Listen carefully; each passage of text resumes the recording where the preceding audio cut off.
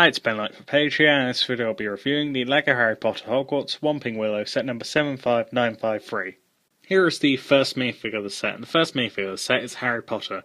Now overall this is a really cool Harry Potter minifig. I really like the torso print this minifig has.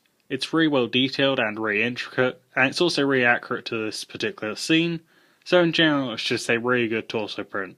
Another thing that I really like about this minifig is the hairpiece, because it looks really accurate to how he looks in the first two films, and it's just a really good, well-detailed hairpiece. Around the back of this minifig there's some really great printing on the torso, and an alternate face where Harry looks scared. Here is the second minifig of the set, and the second minifig of the set is Ron Weasley. This is a really good version of Ron Weasley. I really like the torso print that this minifig has, because it's got some really nice lines to it, and it's really well detailed. It's also really accurate to the scene, so in general it's just a really good torso print. I also really like the face print because it looks a lot like how Ron Weasley looks in the first two films. Around the back, this minifig has a really good and expressive face print, and some really nice printing on the back of the torso.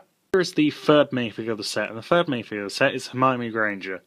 And this is a plain but good minifig. I really like the top and the bottom of the torso print.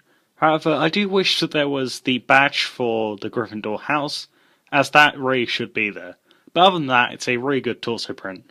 Another thing that I really like with this minifig is the hairpiece, because it's got lots of really nice lines to it, and it's a really good shape, and also it's really accurate to how Hermione looks in the first two films. Around the back of this minifig there is an alternate face where Hermione looks scared, and there's a little bit of printing at the bottom of the torso. Here's the fourth minifig of the set. The fourth minifig of the set is Seamus Finnegan.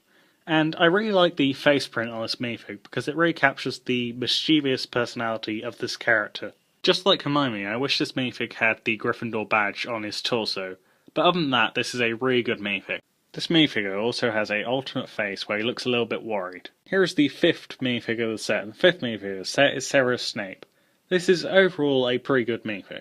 I really like the various lines on this minifig to represent robes, and how they flow from the legs to the torso, and they just go throughout the entire minifig and look really good. I also really like the main face for this minifig because it really captures the personality of the character Snape. One other thing that I really like about this minifig is the hairpiece, because it looks really accurate to how it looks in the films. One small detail that I don't really like about this minifig is the little bit of purple right here in the centre of the torso. It's not particularly accurate and it doesn't look particularly good, and it sort of ruins the torso of the minifig a little bit. I mean, it's not too bad, but it's not exactly ideal either. Around the back of this minifig there's some simple torso printing, and a face where he looks like he's shouting. Here is the sixth minifigure included in this set, and the sixth minifigure in this set is Argus Filch. This is a really good version of Argus Filch in minifig form. I really like the torso print on this minifig because it's really well detailed, and there's lots of different layers, such as the two shirts and the jacket. And overall it just looks really good, and also really accurate to the films. Another thing that I really like about this minifig is the hairpiece, because it's really well detailed. It's got a bold bit in the centre with some strands of hair, and two big bits of hair off to the side. It looks really well detailed, and it's a really good piece. I also really like the leg printing on this minifig. It's not very detailed, but it does work really well for this character. It shows his coat going over his legs, he has a belt, and some keys hanging from his belt. It's simple, but it's a good print. This minifig also has a really good face print. It's got lots of details such as wrinkles and grey hair, and it's just a really good face print that's really accurate to how the character looks in the films. Around the back this minifig has a really simple torso print, and a really creepy face print that really fits the personality of this character. I also really like the lamp piece this minifig comes with because it's a really nice and well detailed new mould. The first build of the set is the flying car. And this is a really good version of the flying car from the Chamber of Secrets. There are lots of things that I really like about this build. First of all, it's really accurate to how it looks. Second of all, it looks really good. And thirdly, the colour scheme is just really good. There are lots of really nice building techniques used to create it, such as using those clip pieces as the rear view mirrors. I mean, I've seen that before, but that's still a really good building technique. I also really like the front and how they got the curve in there with that small piece. And the lights look the correct colour, and in general the front just looks really good. There's the license plate. Unfortunately it's a sticker, it would have been nice to be a print, but still it's nice that they included that. I really like the stripe along the side.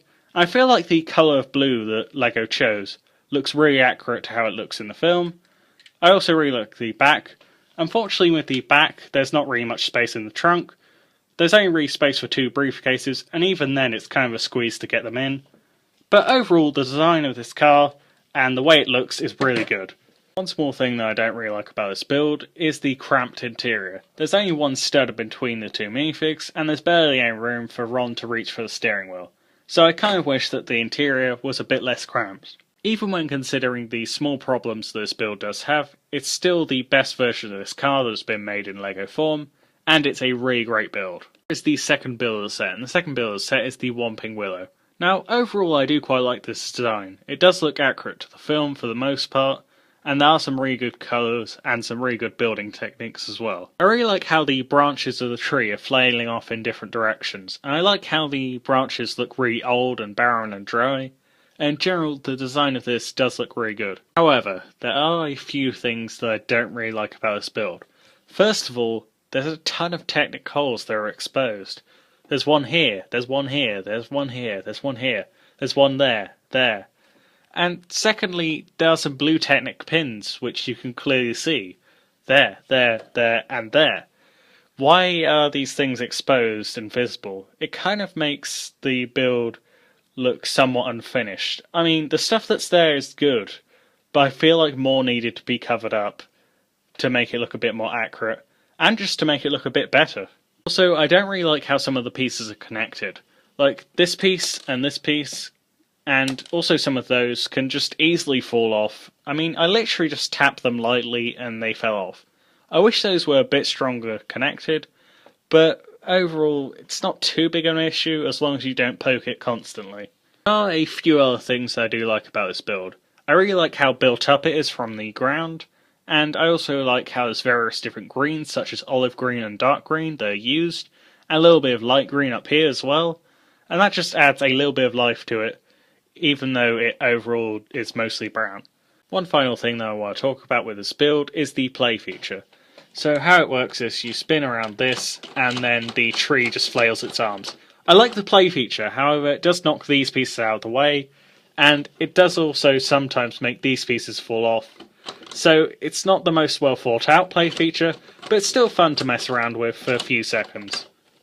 So overall, this could have been an amazing build, one that people talk about for years as being truly great. But instead, it's just sort of okay. I mean, there are bad features and there are good features. More bad than good, I would say, but still, it's just sort of meh. It's not bad, but it's not good. Here is the main build of the set, and the main build of the set is a part of Hogwarts. First of all, I'm going to be talking about the exterior. I really like how the tan is combined with the darker colours, because it creates some really nice texture. I also really like the pieces that are used for the roof, as those look really good. And there's also some windows and some rocks. I mean, it's kind of a plain exterior, but it kind of looks really accurate and looks really good. One other thing that I really like about the exterior is that there's lots of places that you can place minifigs. There's also a space for the car to drive through in the centre of the build. Now I'm going to be talking about the interior. The interior is split into 3 separate sections. First I'm going to be talking about this bit. This first room is Snape's office, and it's really nicely detailed. There's some shelves of potions, there's a desk with a lamp and a newspaper, and he's also reading a spell. He's got a pot of ink and some tools off to the side, along with a bottle on the floor, and there's also a candle right at the back, along with a window. So overall I really like the details of this room. Second room is a storage room. It has a broom for Filch, there's some potions on shelves, and there's a portrait of a previous headmaster of Hogwarts. Also there's this little cabinet in the wall, which is hard to open, but once you do open it, there's a toad inside. Possibly Trevor. On the second floor is the Gryffindor common room. This common room involves 2 beds, a window, a candle, and a banner. It's simply detailed, but it does look pretty good for the size that it is.